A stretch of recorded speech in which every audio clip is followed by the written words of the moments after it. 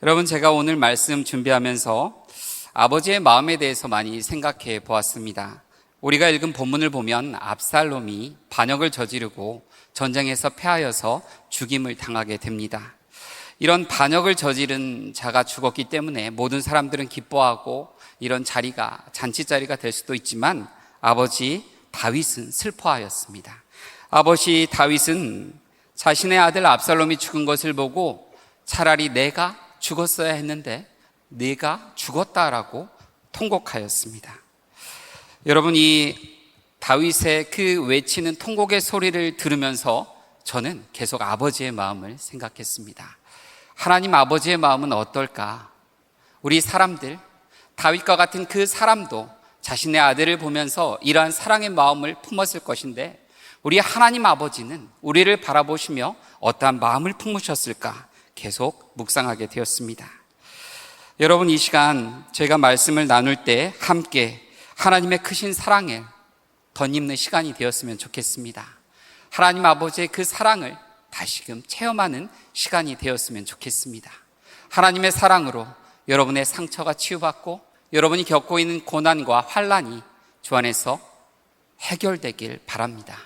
또한 여러분들이 묶인 것들이 주 안에서 노임을 받는 시간이 되시기를 예수님의 이름으로 축복합니다. 오늘 아버지의 마음에 대해서 나눌 건데요. 아버지의 마음 첫째, 아버지는 자신의 책임임을 고백하는 사람입니다. 다윗은 지금도 이스라엘 사람들이 자랑하는 사람입니다. 아마도 교회 다니지 않는 많은 사람들도 다윗과 골리앗 이야기는 다 알 정도로 다윗을 알고 있습니다. 다윗이 살았던 당시의 이스라엘 사람들은 다윗이 그 나라를 굳건하게 하고 풍요롭게 한 왕, 온 백성을 사랑하고 또 신앙적인 본을 보인 왕으로 기억하고 있습니다. 하지만 완벽해 보이는 모든 것을 다 갖춘 이러한 다윗 왕도 흠이 있었습니다. 자녀들 사이에서 살인이 일어났고 자녀를 잘 이끌지 못해서 후에 나라의 반역이 일어나게 됩니다. 여러분, 다윗에게 반란을 일으킨 아들, 그 아들의 이름이 압살롬입니다. 아버지 다윗에게 사랑을 받는 아들이었습니다. 성경에 압살롬에 대해서 이렇게 말합니다. 온 이스라엘 가운데 압살롬과 같이 아름다움으로 크게 칭찬받는 자가 없었으니 그는 발바닥으로부터 정수리까지 흠이 없음이라. 아멘. 머리끝부터 발끝까지 그에게는 흠이 없었다라고 말합니다. 아주 완벽한 외모를 갖고 있는 것 같습니다. 아마 이 시대 따지면 톱 모델에 들지 않았을까 생각이 됩니다. 다윗도 사랑하는 이 아들을 보면서 마음이 흡족했을 것입니다. 여러분, 저도 아들이 둘이 있습니다. 아직 초등학교 다니는데요. 아이들이 뭐 큰일을 한 게 아닙니다. 그런데 함께 예배 드릴 때 아이들을 보면서 또 등을 토닥이고 엉덩이를 토닥토닥 해주면서 마음이 흡족합니다. 아빠이기 때문에 그러지 않나 생각이 됩니다. 제가 군에 있을 때 저희 아버지가 사고로 돌아가셨습니다. 그때 저는 아버지가 돌아가셨다는 그것 때문에 저에게 너무 충격이었습니다. 그래서 휴가 때마다 집에 들어갈 때마다 집에 들어갈 수가 없었어요. 왜냐하면 집에 들어가면 제 이름을 불러줄 아버지가 없었기 때문에 집에 못 들어갔습니다. 해가 지고 달이 뜨면 별이 보이면 그때 집에 들어갔어요. 그리고 첫날은 그렇게 자면서 휴가 첫날을 보냈습니다. 여러분, 이 아들, 압살롬이 아들, 다윗은 이 아들을 보면서 마음이 항상 뿌듯했을 것 같습니다. 그래, 너는 내 아들이다. 다윗은 이 아들, 이 사랑하는 아들, 이 다윗이 자랑하는 이 아들은 누가 봐도 멋진 아들이었습니다. 또 이 압살롬이 지나가는 여인들에게 눈길 한 번만 줘도 그 눈과 마주친 여인들은 마음이 들었다 놨다, 마음이 아마 이랬을 것 같습니다. 이 정도로 압살롬은 다른 사람을 압살할 만한 외모를 가지고 있었습니다. 여러분이 이런 압살롬에게 같은 어머니 아래에서 태어난 누이가 있었습니다. 아름다운 여동생 다말이었는데 이복 형제 암논, 다윗의 큰아들 암논이 다말을 짝사랑하다가 이 다말을 범하게 됩니다. 당시에 친족혼이 있었기 때문에 암논이 이 다말과 결혼하면 되었지만 암논은 결혼을 하지 않고 다말을 쫓아내버렸습니다. 아마도 압살롬은 다윗 왕이 암논의 잘못을 처벌해 주기를 원했지만 시간이 지날수록 다윗 왕은 어떠한 처벌도 내리지 않고 그냥 유일무이하게 지냈습니다. 여기에 분노를 품고 있던 압살롬은 암논을 살해하게 됩니다. 이 일을 통해서 압살롬은 암논을 죽였기 때문에 아버지 다윗을 피해서 자신의 외가인 그술에 가서 지내게 됩니다. 3년이 지나자 요압이 아버지 다윗을 중재해서 압살롬을 이제 다윗이 받아들이게 합니다. 압살롬은 도피 생활을 마치고 예루살렘에 돌아와서 함께 살게 됩니다. 하지만 압살롬은 아버지 다윗에 대한 그 대적하는 마음을 여전히 품고 있었던 것 같습니다. 왜냐하면 압살롬은 병사를 모았고 또 마차를 모았고 또 싸울 수 있는 모든 것들을 준비했기 때문에 그렇습니다. 억울한 일로 왕을 찾아가는 사람들이 있으면 자신이 그들을 만나서 그들의 송사를 해결해 준다라고 말하면서 많은 백성들의 마음을 빼앗았습니다. 자신을 따르는 사람들이 제법 많아지자 다윗의 그 지략가인 아히도벨을 자신의 편으로 끌어들이고 헤브론에서 왕위 지그식을 해버립니다. 헤브론 지역은 다윗이 기름 부음을 받고 왕이 된 곳입니다. 다윗이 왕으로 세움을 받은 곳에서 이제 압살롬이 자신이 왕이다라고 하는 그 즉위식을 거행한 것입니다. 압살롬의 행동은 아버지를 대적하는 반란이었습니다. 압살롬은 많은 병사를 데리고 예루살렘 성을 함락시키려고 올라오고 있었습니다. 이 소식을 들은 다윗은 성을 나와서 자신을 따르는 무리들과 함께 피난길에 오릅니다. 다윗은 젊을 때 사울의 칼과 창을 피해서 피난길에 오른 적이 있죠. 오랜 세월 동안 사울의 칼과 창을 피해서 광야 생활을 한 사람입니다. 그런데 이제 노년이 된 다윗은 자신을 죽이려고 하는 그 왕권을 차지하겠다고 하는 이 아들 압살롬의 칼과 창을 피해 자신이 살기 위해서 피난길에 오르게 됩니다. 왕궁을 버리고 다윗은 지금 도망가고 있습니다. 여러분, 다윗의 마음은 얼마나 당황스럽고 화가 치밀어 오를까요? 다윗은 얼마나 수치스러울까요? 여러분, 사춘기 자녀들을 둔 부모님들이 이런 말을 합니다. 자녀들이 하도 속을 썩히기 때문에 저 녀석 우리 집 말고 다른 집에서 태어났어야 되는데 왜 하나님은 이 녀석을 우리 집에 보내셨는가? 이렇게 외치는 분들도 있습니다. 그리고 또 이 녀석은 나를 닮지 않고 지 아빠 닮았다, 제 엄마 닮았다라고 외치는 분도 있습니다. 그렇죠? 여러분, 이렇게 다윗에게 일어난 이 사건, 막장 드라마에서나 있을 법한 이야기입니다. 그런데 이 막장 드라마가 아닌 다윗의 삶 가운데 일어난 일입니다. 사무엘하 15장 30절 말씀을 보면 피난길에 오르신 다윗의 마음을 잘 표현합니다. 함께 읽겠습니다. 다윗이 감난산 길로 올라갈 때 그의 머리를 그가 가리고 맨발로 울며 가고 그와 함께 가는 모든 백성들도 각각 자기의 머리를 가리고 울며 올라가니라. 아멘. 왕궁을 버리고 피난길에 오른 그 다윗, 이 다윗 왕의 행렬을 보면서 함께 슬퍼하는 사람들도 있었습니다. 하지만 한편으로 아니 어찌 되었길래 압살롬이 이러한 일들을 벌이는가, 다윗의 집안도 이제 끝났다라고, 하나님께 버림받았다라고 비난하는 사람들도 있었습니다. 사무엘하 16장에 보면 시므이라는 자가 나오는데 그는 다윗을 보면서 저주했습니다. 사무엘하 16장 7절과 8절 말씀 함께 읽겠습니다. 시므이가 저주하는 가운데 이와 같이 말하니라. 피를 흘린 자여, 사약한 자여, 가거라, 가거라. 사울의 족속의 모든 피를 여호와께서 내게로 돌리셨도다. 그를 이어서 내가 왕이 되었으니 여호와께서 나라를 내 아들 압살롬의 손에 넘기셨도다. 보라, 너는 피를 흘린 자이므로 화를 자초하였느니라 하는지라. 아멘. 시므이라는 사람이 왕의 행렬을 계속 따라가면서 왕을 향해서 돌을 던지고 저주하고 있습니다. 정말 플란집에 부채질하는 것을 넘어서 기름을 붓고 있는 것입니다. 다윗을 따르는 곁에 있는 장수들이 다윗 왕에게 말합니다. 우리가 가서 저자를 쳐 죽이겠다라고 말합니다. 하지만 다윗은 아니다, 그만 두어라. 여호와께서 시므에게 저주하라고 하셨다면 그가 저주하는 것이니 그냥 두어라라고 말합니다. 또 자신의 신하들에게 이렇게 말하는데요, 사무엘하 16장 11절입니다.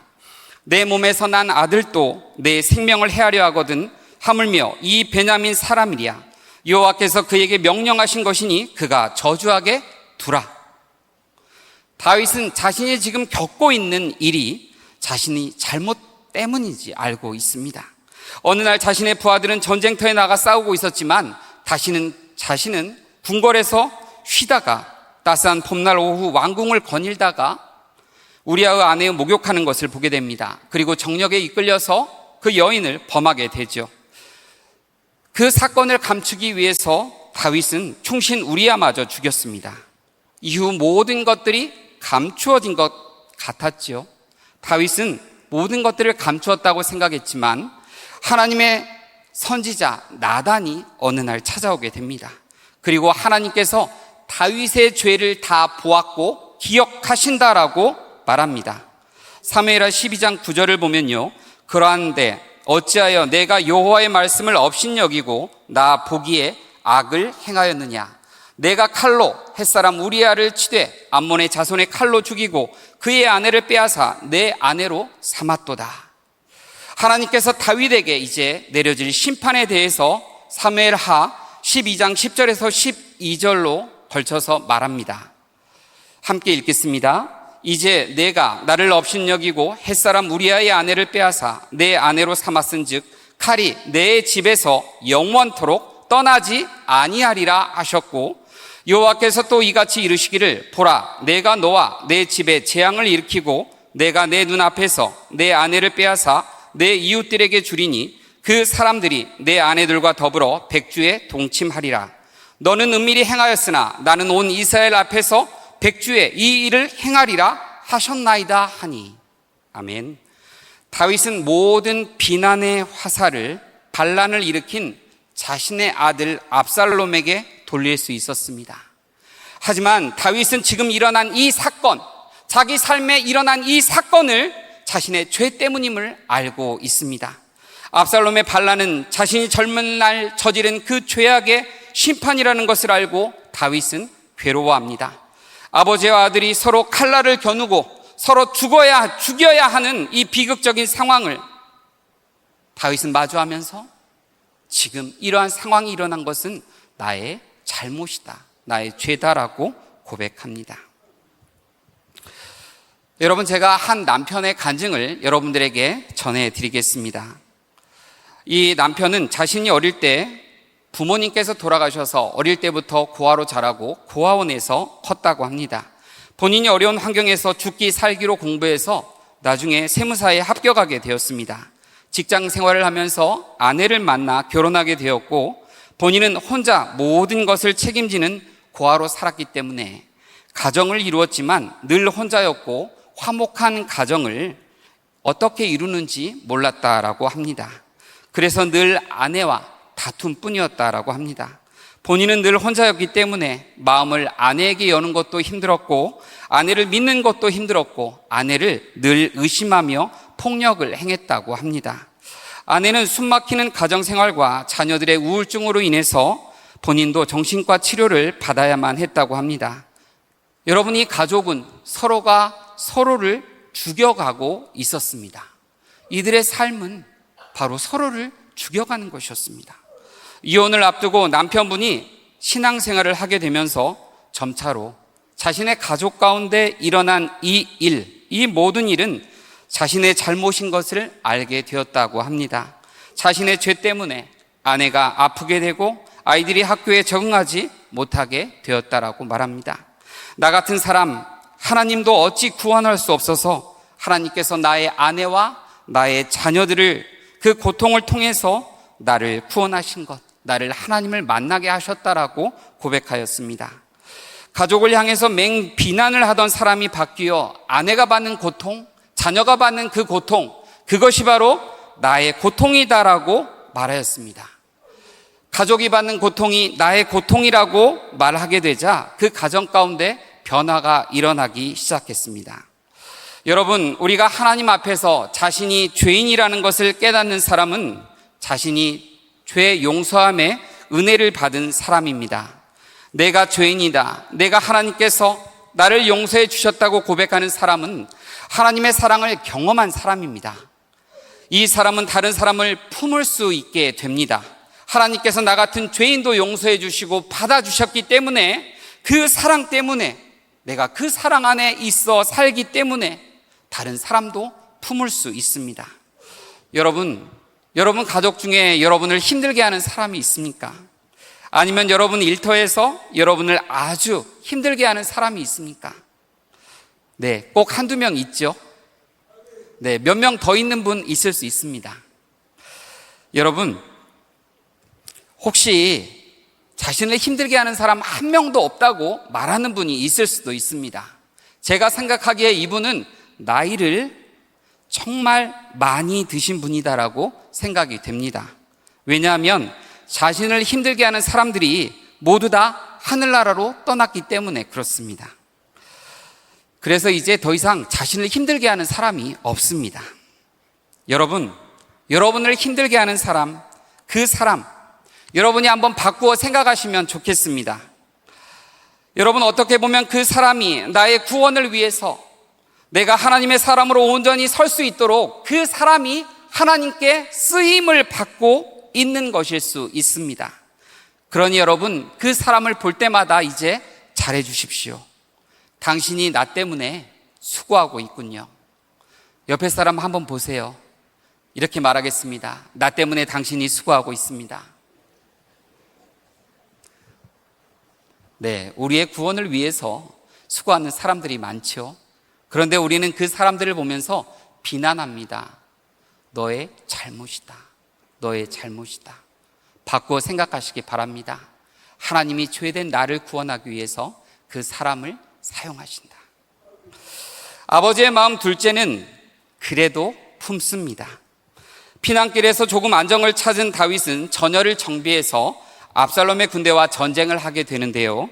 이때 다윗은 전쟁에 나가는 자신의 노련한 장수들에게 부탁합니다. 내 아들 압살롬을 너그러이 대해 주십시오. 다윗은 이 전쟁, 지금 일어난 이 전쟁이 빨리 끝나기 위해서 압살롬이 죽어야 된다는 것을 알고 있습니다. 압살롬이 빨리 죽을수록 더 많은 사람들이 희생되지 않고 더 많은 피를 흘리지 않을 것을 알고 있습니다. 여러분, 만약 압살롬이 죽지 않고 사로잡히기만 해서 다윗이 그것을 놓아준다면 압살롬은 언제 또 반란을 일으킬 수 있을지 아마 모든 사람들이 염려해야 될 것입니다. 그래서 이 사건의 가장 안정적인 결말은 압살롬이 빨리 죽는 것이었습니다. 하지만 다윗은 아버지로서 압살롬을 살리기를 원했습니다. 다윗은 전쟁에 나간 군사들로부터 이제 소식을 오매불망 기다립니다. 먼저 한 전령이 다윗에게 뛰어옵니다. 28절 말씀 함께 읽겠습니다. 아히마스가 외쳐 왕께 아뢰되 평강하옵소서 하고 왕 앞에서 얼굴을 땅에 대고 절하며 이르되 왕의 하나님 여호와를 찬양하리로소이다. 그의 손을 들어 내 주 왕을 대적하는 자들을 넘겨주셨나이다 하니, 이때 다윗 왕이 전령에게 묻습니다. 29절입니다. 왕이 이르되 젊은 압살롬은 어디 있느냐 하니라.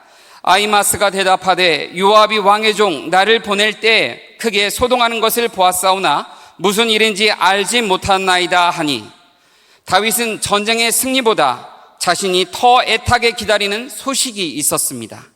바로 압살롬이 살아있다는 소식이었습니다. 다윗은 압살롬이 살아있기를 바랬지만 다윗의 들은 소식은 바로 압살롬이 죽었다는 것이었습니다. 자식을 잃은 아비의 마음을 어떻게 표현할 수 있겠습니까? 여러분, 남편을 잃은 사람을 과부라고 말합니다. 부모를 잃으면 뭐라고 말하죠? 고아라고 말합니다. 그런데 자녀를 잃은 사람을 표현하는 단어는 없습니다. 자식을 잃은 사람은 그 자녀를 자신의 마음에 평생 묻기 때문에 그렇다라고 합니다. 33절 말씀을 보면 우리가 다윗의 마음을 알 수 있습니다. 33절 말씀 함께 읽겠습니다.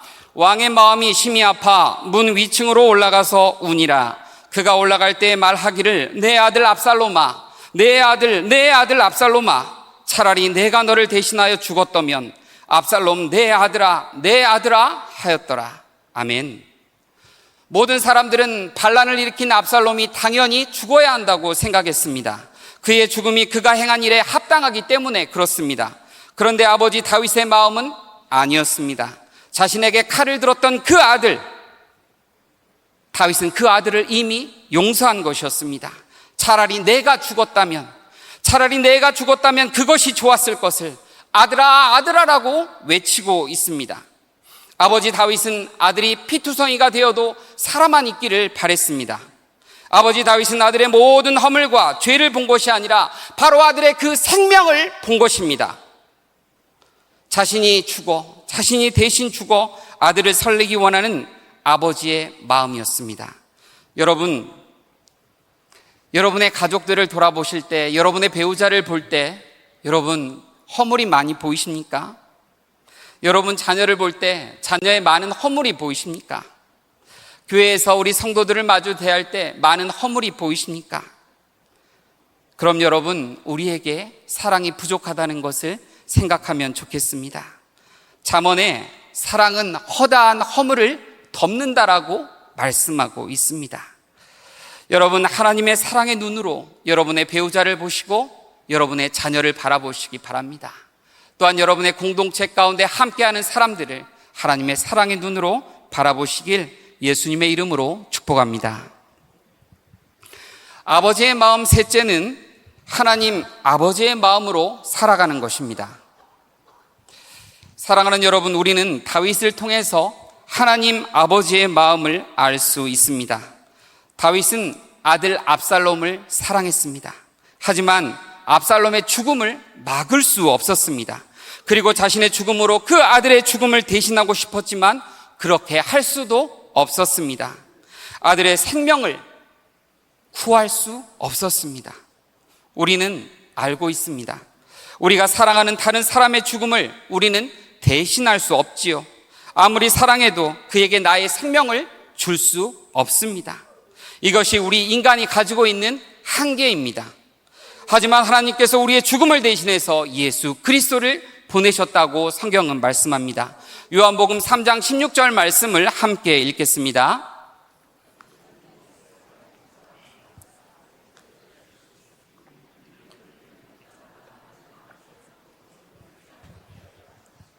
아멘. 하나님이 세상을 이처럼 사랑하사 독생자를 주셨으니 이는 그를 믿는 자마다 멸망하지 않고 영생을 얻게 하려 하심이라. 하나님은 우리의 죄를, 우리의 허물을 보는 것이 아니라 바로 우리의 생명을 보신 것입니다. 그래서 우리를 살리기 위해 자신과 같은 자신인 바로 인간의 모습으로 예수 그리스도로 오신 것입니다. 하지만 사람들은 하나님께서 보내신 그 아들 예수 그리스도를 바라보면서 받아들이지 않았습니다. 오히려 목숨을 빼앗기 위해서 나무에 매달아 버렸습니다. 왜냐고요? 예수님을 눈앞에 보고서도 그가 하나님께서 보내신 분이라는 것을 깨닫지 못했기 때문에 그렇습니다. 이사야서 53장 2절부터 보면 거기에 대해서 잘 말해주고 있습니다. 이사야 53장 2절 말씀 함께 읽겠습니다.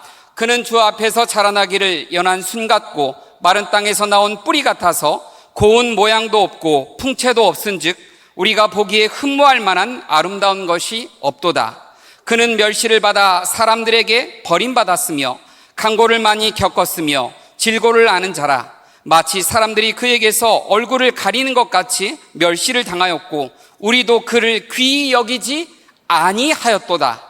그는 실로 우리의 질고를 지고 우리의 슬픔을 당하였거늘 우리는 생각하기를 그는 징벌을 받아 하나님께 맞으며 고난을 당한다 하였노라. 아멘.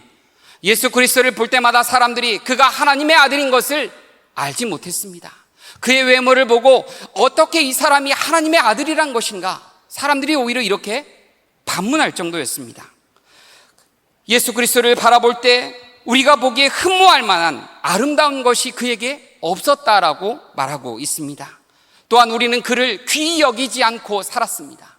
여러분, 우리의 삶 가운데 오신 구원자 예수 그리스도, 그분을 여러분 귀하게 여기며 살아가고 있습니까? 우리의 삶이 그분을 귀하게 여기며 살아가고 있습니까? 여러분, 하지만 그분은 우리를 귀하게 여기며 오늘도 살아가고 계십니다. 그분은 우리를 오늘도 바라보며 귀하게 여기십니다. 우리가 그분을 귀하게 여기든지 그렇지 않든 간에 그분은 우리를 바라보시며 귀하게 여기십니다. 여러분, 우리가 죄인 되었을 때, 우리가 예수님을 받아들이지 않았을 때 예수님께서 우리를 대신해서 이미 돌아가셨습니다. 이사야서 53장 5절 말씀 함께 읽겠습니다. 그가 찔림은 우리의 허물 때문이요 그가 상함은 우리의 죄악 때문이라. 그가 징계를 받음으로 우리는 평화를 누리고 그가 책찍에 맞음으로 우리는 나음을 받았도다. 아멘. 여러분, 예수님께서 십자가에 돌아가심으로 우리가 받아야 할 찔림과 상함을 예수님께서 십자가에서 받으셨습니다. 그리고 예수 그리스도께서 누려야 할 평화와 나음을 우리가 예수 그리스도 대신 받게 된 것입니다. 여러분, 다윗을 보면서 하나님 아버지의 그 사랑을 지금 여러분들에게 전하고 있는데요, 다윗은 자신의 아들 압살롬의 죄, 압살롬이 아버지를 반란하고 왕궁을 빼앗은 것, 많은 다윗을 따르는 사람들을 죽인 것, 다윗은 이 모든 것을 용서하였습니다.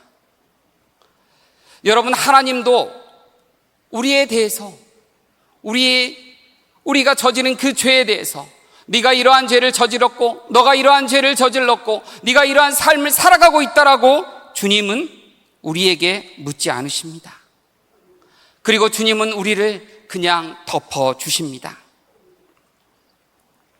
주님은 우리를 용서하셨기 때문에 그렇습니다. 하나님께서는 우리를 향한 크신 사랑을 이미 행하셨습니다.